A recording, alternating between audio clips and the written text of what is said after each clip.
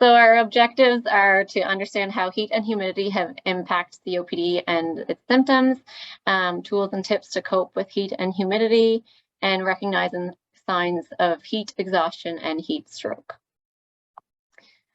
So what is COPD? And as I know, a lot of you already know this, but I just wanted to do a quick overview of it. So normally when you have COPD, or when you don't have COPD, your normal airways are nice. The muscles around the airways are nice and relaxed. You've got a good open airway. Whenever you have obstructive chronic bronchitis, the muscles around the airways tighten up and you get increased mucus production and swelling there. And then the other part of the COPD is emphysema. So emphysema at the end of these airways is where your air exchange happens. So at the end of the airways, there's these little air sacs called alveoli, and they're surrounded by some capillary beds, which is where your oxygen and carbon dioxide exchange happens. So these airways, so the air can get in, and then whenever you go to exhale, they kind of get loose and floppy, so that it's hard to exhale all that air out, so air can get trapped in there. So if you kind of think of it as a balloon, when you blow up the balloon and then you deflate it, it never goes back to that same shape it was before. It's kind of loose and floppy. So when you can get air in easily, but it's hard to blow all that air out.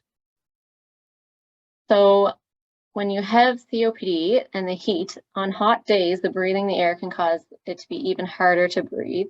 So you get inflammation and the airways become even smaller. So it can kind of trigger your symptoms to get worse and even lead to an exacerbation. So high humidity causes the air to feel heavier and denser, and there's a higher water content in the air. So the hotter the air, the more water it can hold.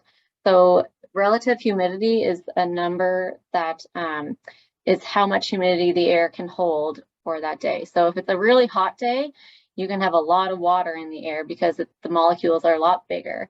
So if you think of it as 2 cups of water, so on cold days, you would have a small cup of water. And on hot days, you'd have a big cup of water. So you could have the same amount of water in each, but on a hot day, you have a much more water to fill in that cup. So it can hold a lot more water and then make it much hotter and humid days. So then you feel quite sticky, and our bodies try to cool us down by sweating, but it's even harder to cool yourself down because it's so hot and sticky that the air is so saturated that you're not able to expel all that sweat and allow the sweat to evaporate. So on days when there's extreme heat and humidity, our body has to work harder than usual to maintain our normal temperatures, using more energy. So normally people with COPD work a little harder to breathe. So they're burning more energy just by regular everyday breathing. So then if you throw heat and humidity on top of that, your body's working hard to breathe, and then it's also working to try to cool your body temperature down. So you're working harder, you're burning more energy, which consumes more oxygen, which makes it even more difficult to breathe. So what are some tools and tips for coping during heat and humidity? So there are some weather tools that we have provided for you guys. So there's the Air Quality Index, which helps monitor air pollution. This is an initiative by Environment Canada and Health Canada and provincial partners. So the link it can be found there. We'll go over it in the next slide, but you can also just search Air Quality Index and it'll come up. And there's also some apps, weather apps you can get, and the WeatherCan is an app by Environment Canada, and it will actually send you alerts when there are weather alerts. And the air quality index is great for anywhere, but especially if you decide to travel to Toronto or a bigger city, it's really going to be good for those bigger cities that do have smog and things. On PEI and Nova Scotia, we don't have to worry so much about smog, but it's still good to look at that air quality index because it does take in humidity and stuff into perspective. So the air quality index is a scale of how to understand the current air quality around us and how it impacts our health. So 1 is on the low risk, and then very high is as the numbers get larger. So what do we do based on these numbers? So here's a little table of how to change your daily schedule according to the air quality index. So 1 to 3, you can kind of just continue to do your everyday activities. 4 to 6, you want to think about reducing or rescheduling strenuous outdoor activities. So that's for the at-risk population, which is anybody that has any trouble with their breathing. And when it's high, 7 to 10, you want to either try to totally avoid going outside for these activities, or definitely take it much easier. So how can we cope with the heat and humidity? So ideally, you want to minimize your exposure to the midday heat. So try to avoid going outside between 1 and 3. Ideally, so if you want to get out and run a couple errands, do it in the morning, or if you want to get out and weed the garden, do that first thing in the morning when it's kind of cooler, not right in the middle of the day. If you can, stay indoors in an air-conditioned place with good air quality, and use fans if there's no AC, and keep your curtains closed, especially during the hottest parts of the days. And if you can get those thermal curtains, it's even better. It'll keep the heat and the light out. And if you're outside, if you do have to go outside, try to stay in the shade. And if you can get it somewhere that there is a breeze, that's even better. If you don't have the luxury of having air conditioning in your house, I always tell people to just go, say you had planned to go for a little walk outside, you could go to a gym or somewhere with a walking track where there's air conditioning available, or even just going to the mall or going to a movie at the theater. Do something that you can stay inside in the air conditioned air and good air quality. So you also want to avoid activities during the hottest part of the days. Take it easy and don't waste any energy. So if you had planned to do a bunch of housework that day, maybe just kind of prioritize what really needs to be done. You can save the hard work for like your vacuuming and things for a cooler day, and just kind of do some light housework if that was the case. So ideally, our optimal humidity for individuals with COPD is between 40 and 50. In times of high humidity, a dehumidifier can help. And then the opposite is also true. So on really cool, dry days, like in the winter, you might want to add a humidifier to your house to try to keep it in that 40 to 50 range. But you have to make sure that if you do add a humidifier or a dehumidifier, you want to make sure you clean them regularly, empty the water regularly. You don't want any mold building up in them. And if you do use like air conditioners and stuff, you want to make sure you have a good filter on them and that you're cleaning them regularly.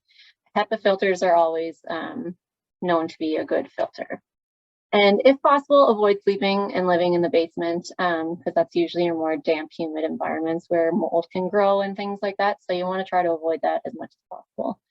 And if you do use a fan, you want to make sure that you're cleaning that fan regularly. You don't want to be blowing dust around the room, which can also trigger your breathing to be worse.